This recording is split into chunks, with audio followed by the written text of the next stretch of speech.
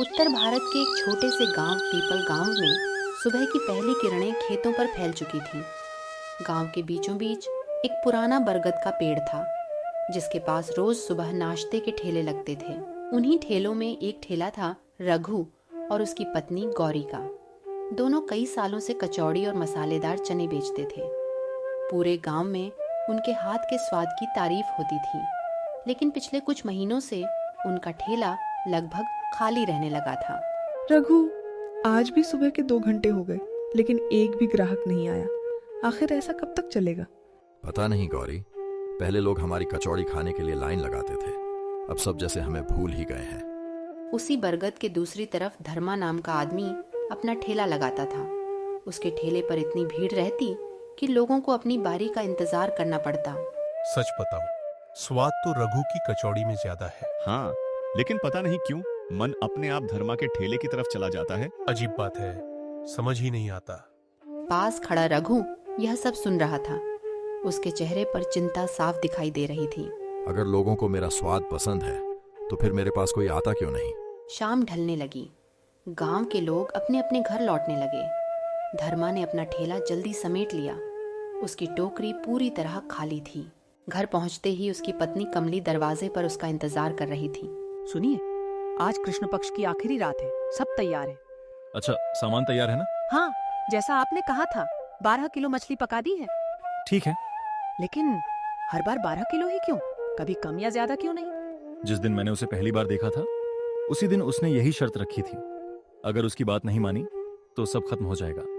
आज भी आपको वहीं जाना पड़ेगा? हाँ, नहीं गया तो बहुत बड़ी मुसीबत आ जाएगी। इतना कहकर धर्मा ने मछली से भरी बोरी उठाई और बिना पीछे देखे गांव के बाहर जाने वाले कच्चे रास्ते पर चल पड़ा। दूर खड़ा रघु यह सब देख रहा था। इतनी रात को ये बोरी लेकर कहाँ जा रहा है और इतना छिपकर क्यों? रघु ने चुपचाप फैसला किया कि वह दूर से धर्मा का पीछा करेगा। दोनों धीरे धीरे गांव से बाहर निकल गए। सामने घना बांस का जंगल दिखाई देने लगा। रघु सुरक्षित दूरी बनाकर धर्मा के पीछे पीछे चल रहा था। रात गहरी होती जा रही थी।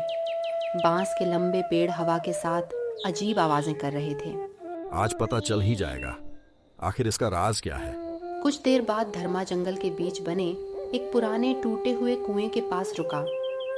वहां आसपास कोई नहीं था। मैं आ गया हूँ, जैसा हर बार आता हूँ। उसने मछली वाली बोरी कुएं के किनारे रख दी और 2 कदम पीछे हट गया। ये किससे बात कर रहा है? अचानक कुएं के अंदर से ठंडी हवा का तेज झोंका निकला। चारों तरफ सन्नाटा छा गया। देर क्यों हुई? माफ कर दो, गांव में भीड़ ज्यादा थी, इसलिए देर हो गई। मेरा हिस्सा पूरा लाया है? हाँ, पूरा 12 किलो। कुछ ही पल में बोरी अपने आप धीरे धीरे कुएं के अंदर खींचने लगी। ये कैसे हो सकता है? जब तक मेरा हिस्सा मिलता रहेगा, गांव वाले तेरे ठेले तक खुद चले आएंगे। जैसा आपने कहा वैसा ही होगा। कुछ क्षण बाद सब शांत हो गया।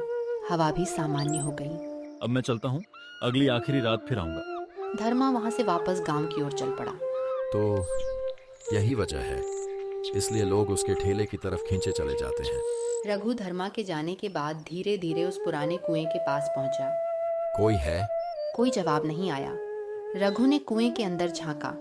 नीचे केवल गहरा अंधेरा दिखाई दे रहा था। मुझे सुबह होते ही किसी समझदार इंसान को यह बात बतानी होगी। अकेले इस राज का सामना करना ठीक नहीं। रघु जल्दी जल्दी कदम बढ़ाते हुए गांव की ओर लौट गया। उसे बिल्कुल अंदाजा नहीं था कि अंधेरे में 2 चमकती आंखें उसे जाते हुए देख रही थीं। सुबह होते ही पीपल गांव में रोज की तरह चहल पहल शुरू हो गई। मंदिर की घंटी बज रही थी और किसान अपने खेतों की ओर जा रहे थे। लेकिन रघु की रात डर के कारण ठीक से नहीं बीती थी। वह सीधे गांव के पुराने स्कूल के पास रहने वाले हरिदास काका के घर पहुंचा।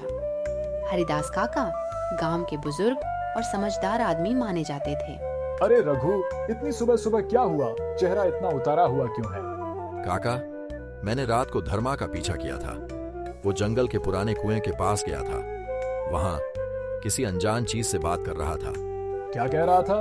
वो कह रहा था कि जब तक उसका हिस्सा मिलता रहेगा, गांव वाले धर्मा के ठेले पर जाते रहेंगे। हरिदास काका कुछ पल चुप रहे। फिर उन्होंने रघु की तरफ गंभीर नजरों से देखा। बेटा, उस कुएं के पास कई सालों से कोई नहीं जाता।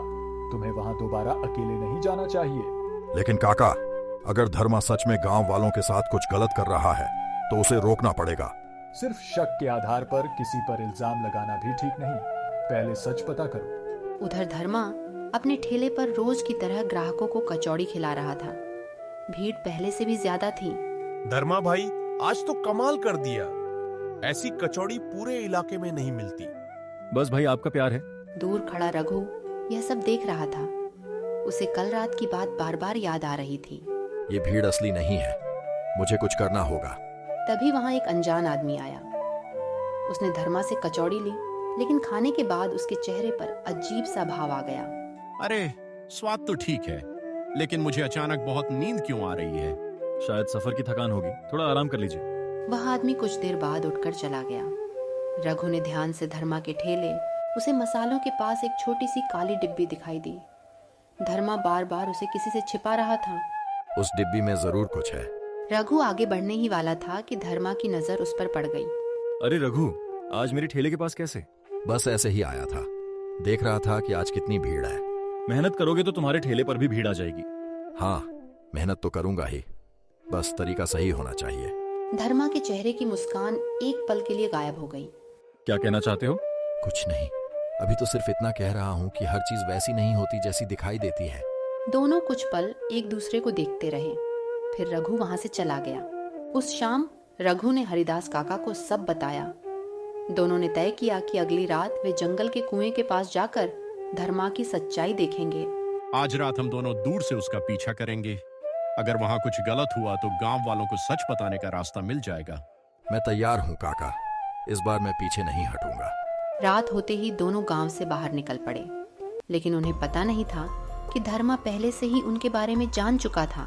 जंगल की तरफ बढ़ते हुए हरिदास काका अचानक रुक गए। रघु, आगे देखो। दूर रास्ते पर धर्मा खड़ा था। उसके हाथ में वही काली डिब्बी थी। काका, ये हमें जंगल की तरफ आते देख चुका है। धर्मा ने दूर से उनकी ओर देखा और हल्की मुस्कान दी। फिर वह धीरे धीरे पुराने कुएं की तरफ बढ़ गया। अब सावधानी से चलना, आज की रात बहुत कुछ सामने आने वाला है। रात का अंधेरा पूरे जंगल पर छा चुका था। रघु और हरिदास काका पेड़ों की आड़ लेकर धीरे धीरे धर्मा का पीछा कर रहे थे। कुछ दूर जाकर धर्मा पुराने कुएं के पास रुका। मैं आ गया हूँ, आज देर नहीं हुई। धर्मा ने अपने हाथ की काली डिब्बी कुएं के पास रखी। फिर उसने पीछे मुड़कर चारों तरफ देखा। काका, वही डिब्बी है।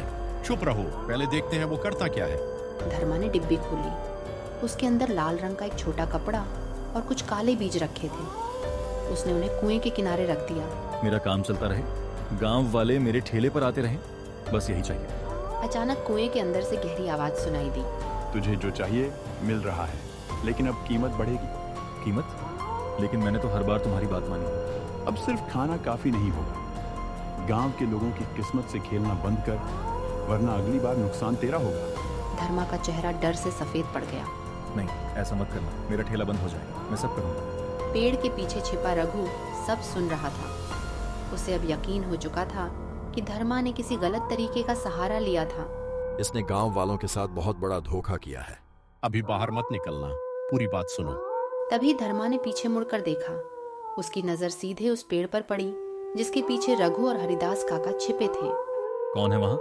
रघु और हरिदास काका चुप रहे। मैंने पूछा कौन है? धर्मा धीरे धीरे उनकी तरफ बढ़ने लगा। काका, अब क्या करें? भागना मत, सच हमारे सामने है। धर्मा पेड़ के पास पहुंचा और अचानक दोनों को देख लिया। तुम दोनों यहाँ मेरा पीछा करते हुए आए हो? हाँ, और अब पूरे गांव को पता चलेगा कि तुम्हारे ठेले पर इतनी भीड़ क्यों लगती है। तुम दोनों कुछ नहीं जानते, यहाँ से चले जाओ। अगर तू निर्दोष है तो डर क्यों रहा है? सुबह पंचायत में सबके सामने बात होगी। धर्मा कुछ पल चुप रहा, फिर उसकी आंखें कुएं की तरफ उठी। नहीं, पंचायत तक बात नहीं जानी चाहिए। क्यों? डर है कि तेरी असली चाल सबके सामने आ जाएगी? अचानक कुएं के आसपास तेज हवा चलने लगी। पेड़ों की डालियां जोर जोर से हिलने लगी। रघु, पीछे हटो। कुएं के अंदर से वही भारी आवाज फिर सुनाई दी। जिस राज को छिपाना था, उसे बाहर क्यों लाए? मैंने कुछ नहीं बताया, ये दोनों खुद यहाँ आए हैं। अब फैसला तुझे करना होगा। रघु और हरिदास काका एक दूसरे को देखने लगे। दोनों समझ चुके थे कि अब मामला पहले से कहीं ज्यादा गंभीर हो चुका है। रघु, हमें अभी गांव लौटना होगा। सुबह होते ही पंचायत बुलानी पड़ेगी। हाँ काका, अब ये बात गांव से छिपी नहीं रहनी चाहिए। दोनों पीछे हटने लगे। तभी धर्मा ने अचानक उनका रास्ता रोक लिया। रुको, अगर तुम गांव गए तो सिर्फ मेरा नहीं, पूरे गांव का नुकसान होगा। पूरे गांव का? आखिर इस कुएं में है क्या? धर्मा ने कुएं की तरफ देखा। उसकी आंखों में डर था। तुम दोनों सच जानना चाहते हो ना? तो सुनो, मैंने ये सब शुरू नहीं किया था। सालों पहले इस कुएं में गांव के एक आदमी ने कुछ ऐसा छिपाया था जिसके बाद से यहाँ आने वाला हर इंसान मुसीबत में फंसता गया। रघु ने हैरानी से धर्मा की ओर देखा। तो फिर तूने उस राज को जगाया क्यों? लालच में। मुझे लगा था इससे मेरा ठेला खूब चलेगा, लेकिन अब मुझे खुद नहीं पता कि इसे कैसे रोका जाए। तीनों कुछ पल खामोश खड़े रहे। तभी कुएं के अंदर से तेज आवाज गूंजी और जमीन हल्की सी कांप उठी। सब पीछे हटो। कुएं के भीतर से अचानक काली धूल का गुब्बार ऊपर उठने लगा। रघु ने हरिदास काका का हाथ पकड़ा और दोनों गांव की ओर भागने लगे। काका, सुबह होने से पहले हमें गांव वालों को सब बताना होगा। पीछे धर्मा अकेला कुएं के पास खड़ा रह गया। उसके चेहरे पर डर और पछतावा साफ दिखाई दे रहा था। मेरी लालच ने सबको मुसीबत में डाल दिया। लेकिन उसी रात की सबसे बड़ी सच्चाई अभी सामने आना बाकी थी। रात के आखिरी पहर रघु और हरिदास काका भागते हुए गांव पहुंचे। आसमान में हल्की रोशनी दिखाई देने लगी थी। दोनों सीधे गांव के चौपाल पर पहुंचे। काका, जल्दी से लोगों को बुलाइए, मामला बहुत गंभीर है। कुछ ही देर में गांव के कई लोग चौपाल पर जमा हो गए। सबके चेहरों पर सवाल थे। क्या हुआ रघु? इतनी रात को सबको क्यों बुलाया? हमने कल रात धर्मा का पीछा किया था। जंगल के पुराने कुएं के पास हमने ऐसी बातें सुनी जिन्हें सुनकर यकीन करना मुश्किल है। हरिदास काका ने लोगों को पूरी बात बताई। कुछ लोग हैरान थे तो कुछ धर्मा पर विश्वास करने को तैयार नहीं थे। हो सकता है तुम दोनों ने अंधेरे में कुछ गलत सुन लिया हो। अगर आपको यकीन नहीं है तो मेरे साथ चलिए, सब अपनी आंखों से देख लेंगे। गांव के लोग जंगल की तरफ जाने लगे। कुछ ही देर में वे पुराने कुएं के पास पहुंच गए। धर्मा वहीं बैठा था। उसके चेहरे पर रात भर जागने की थकान और पछतावा साफ दिखाई दे रहा था। धर्मा, यहाँ क्या कर रहा है? अब छिपाने को कुछ नहीं बचा। मेरी लालच ने मुझे यहाँ तक पहुँचा दिया। सबको सच बता दे, तूने गांव वालों को अपने ठेले की तरफ क्यों खींचा? धर्मा ने कुएं के पास रखी काली डिब्बी गांव वालों के सामने रख दी। मैंने सोचा था कि मैं उस ताकत को अपने फायदे के लिए इस्तेमाल कर लूंगा, लेकिन धीरे धीरे मुझे समझ आया कि मैं खुद उसके हाथों में फंस चुका हूँ। लालच में लिया गया छोटा फैसला भी बहुत बड़ा नुकसान कर सकता है। अब इसे खत्म करना होगा। तभी कुएं के अंदर से तेज हवा चली। पेड़ों की पत्तियां जोर जोर से हिलने लगीं। काका, ये कैसी आवाज है? कोई भी कुएं के पास मत जाएगा। पहले इसे बंद करना जरूरी है। गांव के कुछ लोग पास की मिट्टी और बड़े पत्थर लेकर आए। सबने मिलकर पुराने कुएं को मिट्टी और पत्थरों से ढकना शुरू कर दिया। रघु, मुझे माफ कर देना। मेरी वजह से तेरे ठेले का नुकसान हुआ। गलती मान लेना अच्छी बात है, लेकिन अब गांव वालों से भी माफी मांग। मैं सबके सामने अपनी गलती मानता हूँ। मुझे अपने लालच पर शर्म है। कुछ देर की मेहनत के बाद कुआं पूरी तरह मिट्टी और पत्थरों से ढक दिया गया। जंगल का वह डरावना माहौल भी धीरे धीरे शांत होने लगा। अगले दिन पीपल गांव में फिर वही पुरानी रौनक लौट आई। बरगद के नीचे रघु ने अपना ठेला लगाया। उसने ताजा कचौड़ियां तलनी शुरू की। अरे रघु, बहुत दिनों बाद तेरी कचौड़ी खाने का मौका मिला।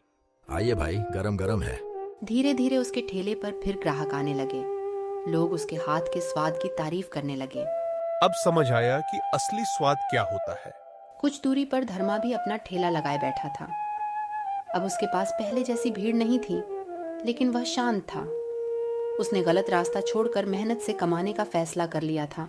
आज से मैं भी वही बेचूंगा जो अपने हाथ की मेहनत से बनाऊंगा, किसी गलत ताकत के भरोसे नहीं। गौरी ने रघु की तरफ देखकर मुस्कुराया। रघु ने भी संतोष की सांस ली।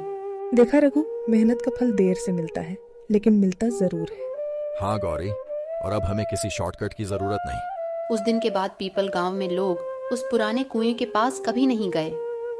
धर्मा ने अपनी गलती से सबक लिया और रघु ने ईमानदारी से अपना काम जारी रखा।